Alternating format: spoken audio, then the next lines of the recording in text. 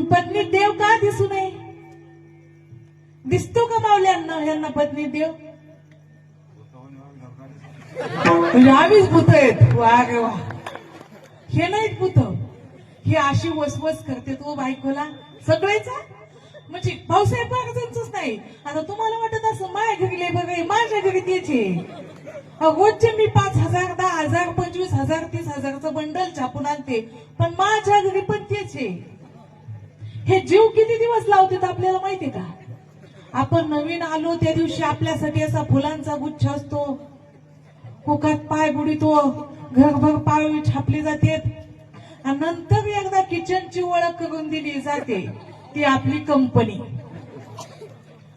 ती आपली एक शॉर्ट मध्ये बारीक कंपनी. मग ह्यांना करून खाऊ घालायचं आयुष्यभर. नंतर आपले 2-3 प्रोडक्ट होते, चिलीपिली है की नाही. त्यांना सांभाळता, आंघोळ घाला, नाव घाला, शाळेत नेऊन आणा, घाला, नाण्या घाला, लहानाची मोठी करा. बघता बघता आपला माथा पांढरा होतो, आणि माथा पांढरा झाला की त्याचं तिकीट आपल्याला येतं. आणि आपण आयुष्यभर आपण काय घेतलं यांच्या घरचं, काय नेलं यांच्या घरचं आपण. अहो गेलो ना तरी आपल्याला शेवटची साडी कुठली आहे?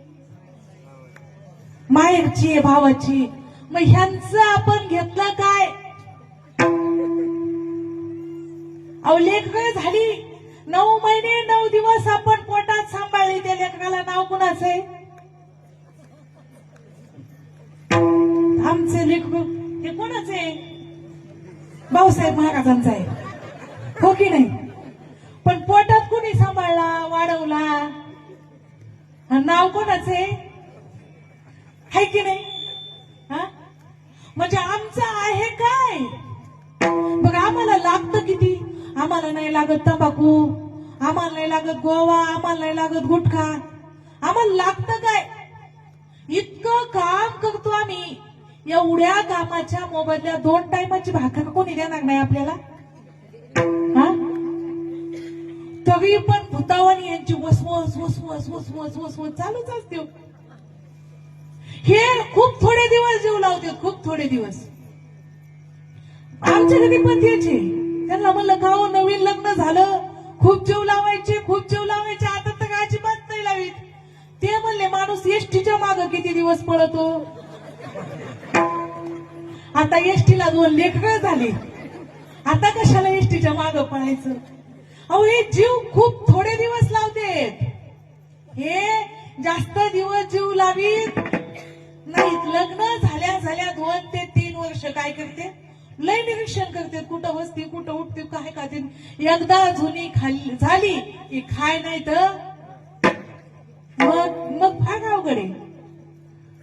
कोणी हे बघा हे. आणि पुरुषांना सुद्धा भाऊसाहेब महाराज, जो पुरुष जवानीत आपल्या पत्नीला जीव लावतो त्या पुरुषाला म्हातारपणात पत्नी जीव लावते. आणि जो पुरुष जवानीत पत्नीला खडूसवाणी करतो त्याला म्हातारपणात कुत्र्यावानी जगावं लागतं. कुत्र्यावानी. कुत्र सुद्धा तुमचे हाड खात नाही. कुत्र सुद्धा यांनी बघितलं तरच आहे, हेच बघते तुमचं. आणि लई जर त्रास दिला ना अजिबात बघणार नाही. बाईला म्हणे घर मरता तरी नासिले घर तुमकोनिया. ती म्हणते हे एकदाच गेले बघा मर, म्हणते असाच मर.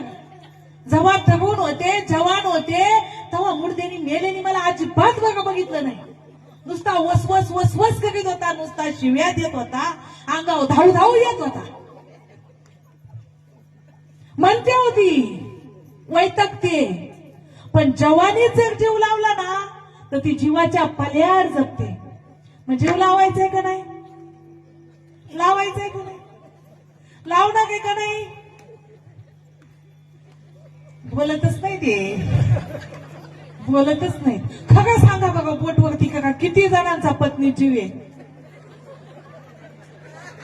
पखवाजवादक दादा आहे, यांच्यासाठी टाळ्या वाजवा. पण यांचा जीव आहे ना, हे आता नेटकच लग्न झालेलं दिसतंय. आहे म्हणून काय आहे? जीव आहे. एकदा जुने झाले की मग फार अवघड आहे. पण एक सांगू, ज्या पुरुषाची अगोदर पत्नी जाते ना त्याची इतकी हाल होते दादा, इतके हाल होते. सून आहे ना सून, नुसती कुत्र्याला फेकल्यावानी तुकडा